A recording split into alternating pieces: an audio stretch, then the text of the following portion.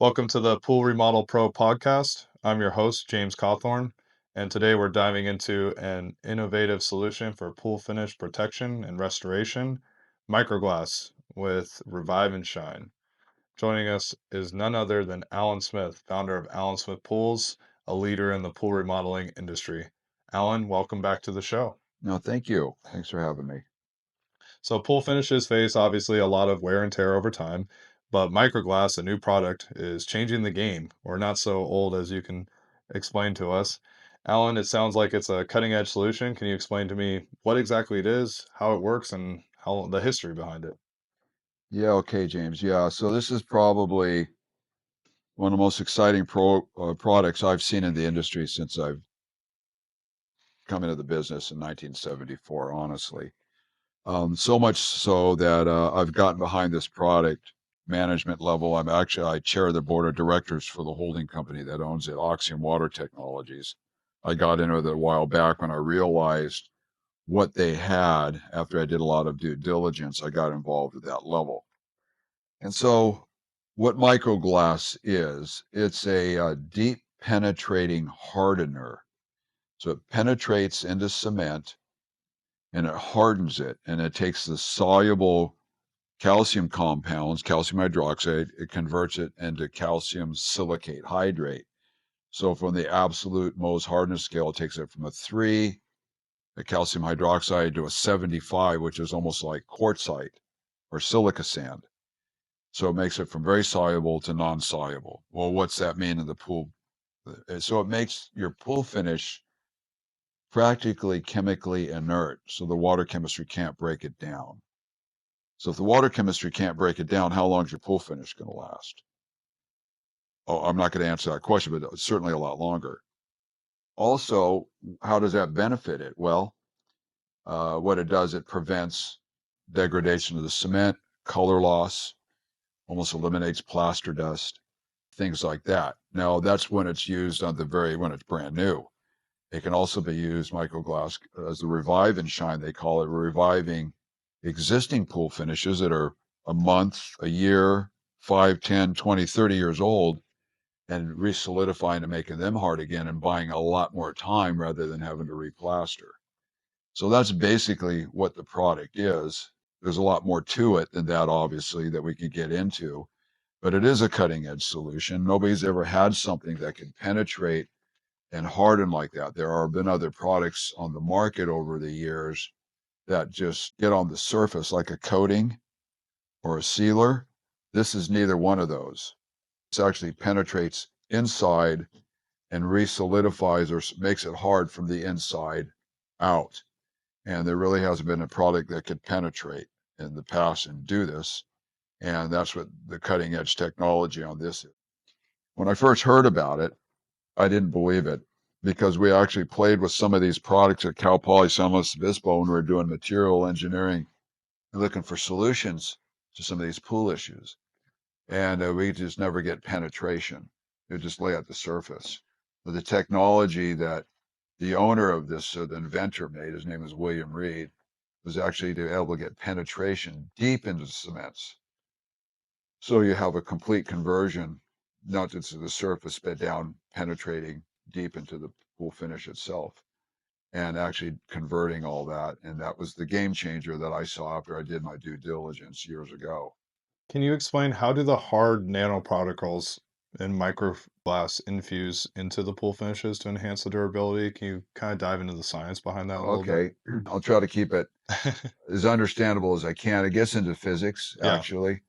There's and cement science, and that's my background. A little bit is cement microstructures and properties. So, I can glaze your eyes over really quick with terminology that I've learned. I'm not that smart. I just paid attention and studied it. It's just understandable concepts.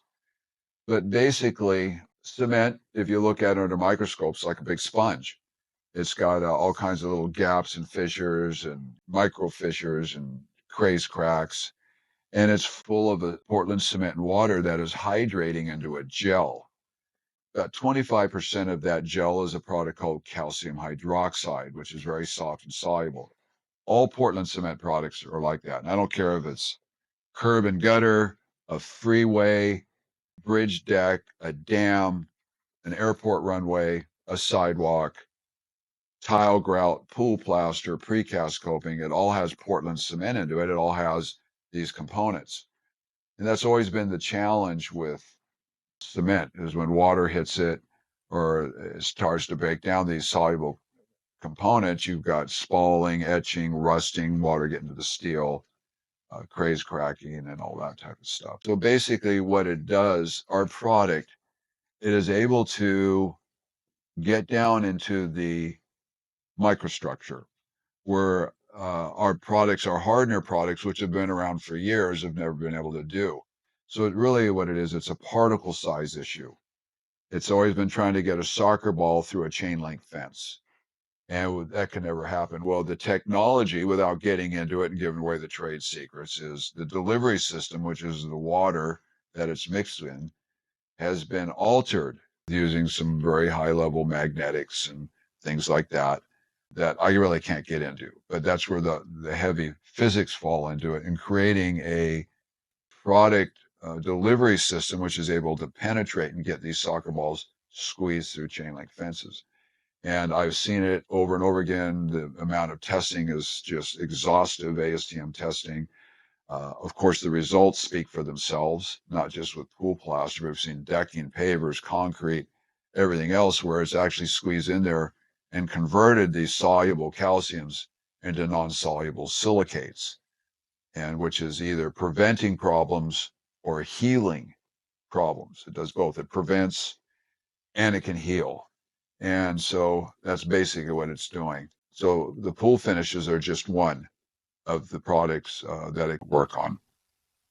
So, Alan, how does microglass provide a long-term solution compared to other methods? I know you spoke a little bit about sealers or coatings. What's the difference between those two things? You mentioned microglass penetrates. Like, why can't I just use a sealer or coating? Well, that's a great question. So to make pools last longer and to try to repair them, people have used probably the biggest one is pool paint, right? It's a coating, right? And it is epoxies or polymers that go into that, a little bit more water resistant. But that is just a coating on the surface and it wears out fairly quickly. And you gotta live with whatever that look is. That's what that is. There's been other products that have been put into plaster, like pozzolans, which have been used for centuries. I mean, the Romans used volcanic fly ash in their mortar mixes to help make it more durable and less soluble, right? And we're still using pozzolans in plasters today, and they use it in concrete around the world, which does help. I mean, it is a good product. What microglass is specifically and why it's so different, two things. Well, one, we have it as a spray on product that actually sprays on either a new finish or an existing pool. But we also have a product that's it's basically microglass as an mix in. It's called micro set and cure. So it's a liquid, it's easy to put in. You don't have to have a crew come back and spray it on. It does pretty much the same thing as microglass, maybe a little bit better because it's homogenized completely in the mix rather than sprayed on. But what the difference is between these is you don't really want anything at the surface. The fact we spray it on, it penetrates inside and it disappears. And it converts it into a non-soluble. Non-soluble means you can't dissolve it anymore. It makes it the soluble compounds from a 3, like I said earlier, on the Mohs hardness scale to a 75, which is basically like silica sand, which is non-soluble. Where coatings are just on the surface, they wear off and all that. So we're permanently altering the cement. You don't have to redo it every few years. Once it's altered, it's permanent. And so if the water chemistry has an almost impossible task of breaking it down, how long will it last if the water chemistry can't break it down? Well, that's the biggest nemesis of these pool finishes is breakdown from water chemistry or color loss. How do you lose color? Is when the water dissolves calcium out, it pulls the pigment molecule with it and it lightens up the color. Very splotchy. It could be etching around aggregates, a spot etch. It could be around a craze crack. It could be general here and there, or the spalling. Well, it just doesn't allow that to happen, or it greatly, greatly reduces it. I'm not going to say it 100% eliminates anything, but I could talk like an attorney here. It does greatly reduce all these, mitigates all these problems. And so that's the difference between that and a sealer or a coating. where you're able to see the natural finish. That's the way you intended it, a beautiful finish, whether it's smooth throughout plaster, which you can do now again because it protects that, smooth throughout quartz, a pebble finish, the color, all those. It makes the binder, the cement, which has always been the weak link, now as hard as the aggregate itself. There's something that we want to introduce on this podcast. You know, we have microglass and we have something called revive and shine. So the question I'd like to ask is, you know, first off, can we just drain a pool, apply microglass, and call it a day, or is revive and shine the best process to involve? And what's the process behind the revive and Okay. shine process? Well, let me just add a little bit to the first part of that Yeah, comment about the set and cure. Set and cure is a liquid that goes into new finishes that are going in, right? Very simple to add. Is about a gallon per batch, depending on the batch size. And it creates the same environment that microglass sprayed on. You can still put microglass on top of that, but it uses less. And that's tremendously good way to do this. And that works on all cements. The revive and shine is an amazing opportunity because how many existing pools are out there? Millions and millions of pools, commercial, residential, zoos have polar bear ponds, everything that has cement you can put this on. It's just even water tanks that are made out of cement and cisterns and anything you can think of like that. So the potential here for business opportunity is huge. Now the revive and shine, the term some people call vibrant package, you can call it what you want. But you're basically coming into an existing pool. People call it spring cleans. You get an existing pool and you want to put microglass on it to revive it, shine it, make it look and hold good. But when you put it on, there's things you have to do. You want it put on raw cement. What does raw cement mean? You want to have right directly on cement contact. You don't want to have scale. You don't want to have any mineral development. You don't want to have any copper sulfate buildup. You want to have it as clean as possible. Okay, well, what's it take to get there? Well, if you've got a lot of scale mineral buildup, you have to clean it off. There's a lot of ways to do that. Okay, and we can do a whole podcast on best practices, which we should do at some point on cleaning pool surfaces, right? And as a matter of fact, I'm doing at the Western Pool and Spa Show classes on best practices acid washing directly related to this revive and shine. A lot of people are scared to death to acid wash pools because they don't want to mess them up or screw them up or they don't know how and all that.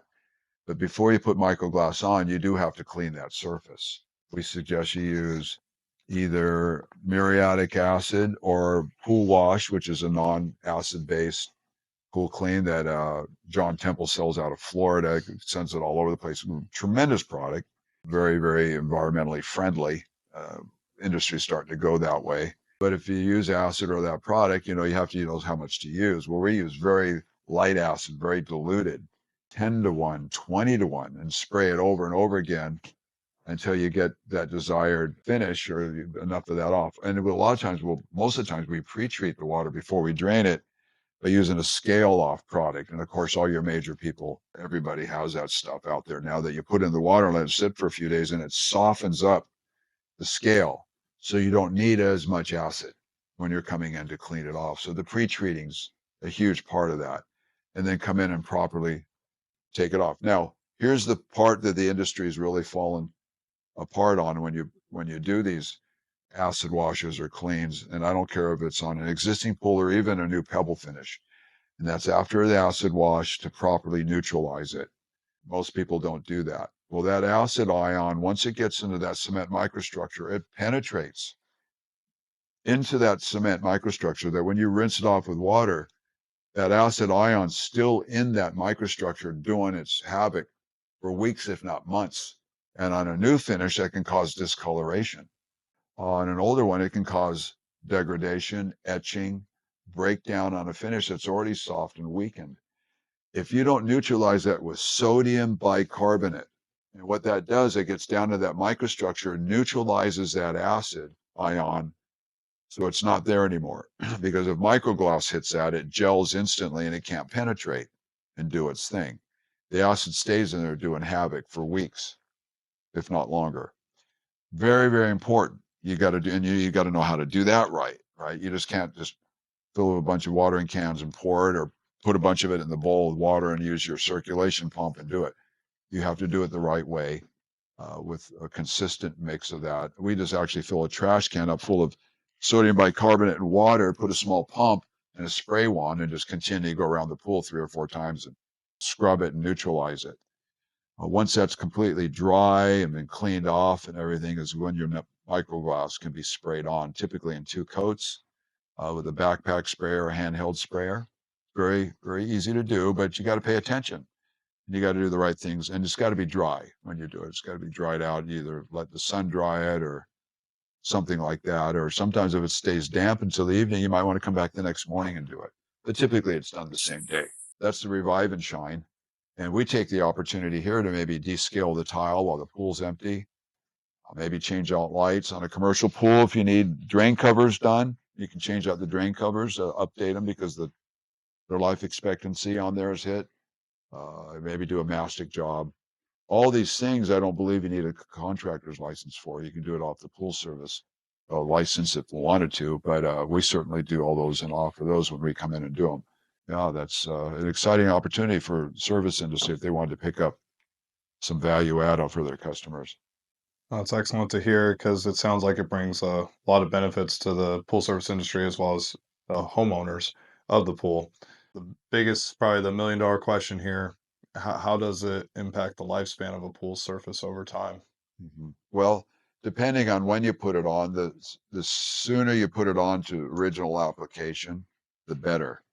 Because if it's brand new and you converted it into a calcium silicate instead of a calcium hydroxide, the water's going to not be able to break it down. So it's obviously going to make the pool finish last way, way longer than if it didn't have it.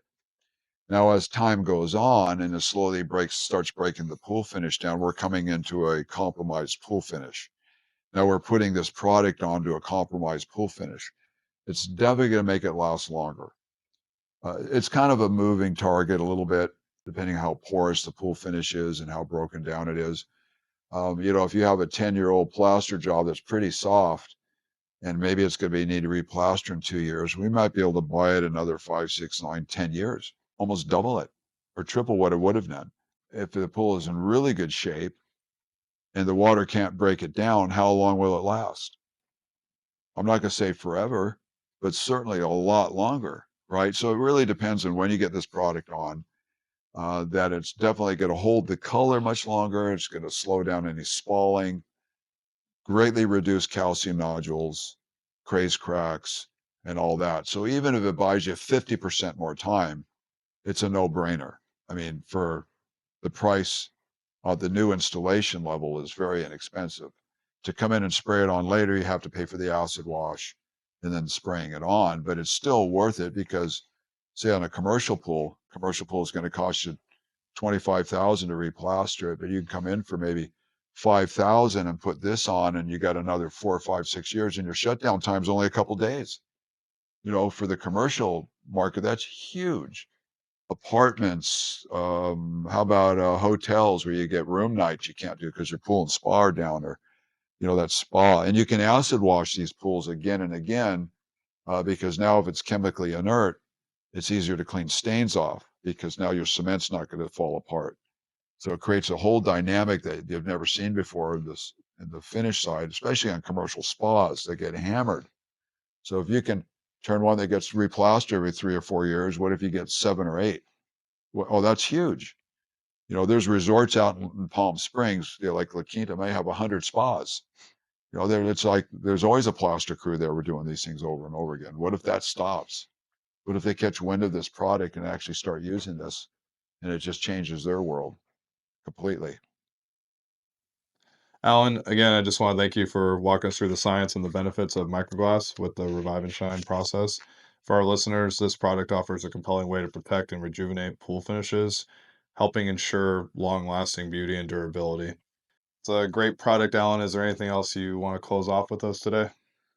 Yeah, I would just say that, I've been involved in the pool industry for a long time. One of my big things was I chaired the advisory board at Cal Poly San Luis Obispo National Pool Industry Research Center, actually material sciences, trying to figure out how to solve this problem of making calcium hydroxide non-soluble or protecting the pool finish from water breaking it down. And we came up with all kinds of things, better startups, mixing pozzolans, long-term water chemistry, all these things to help mitigate that. Nothing really solved it. This product is a true game changer. I hate to use that word, but it actually is a game changer for our industry. We've never had a product like this.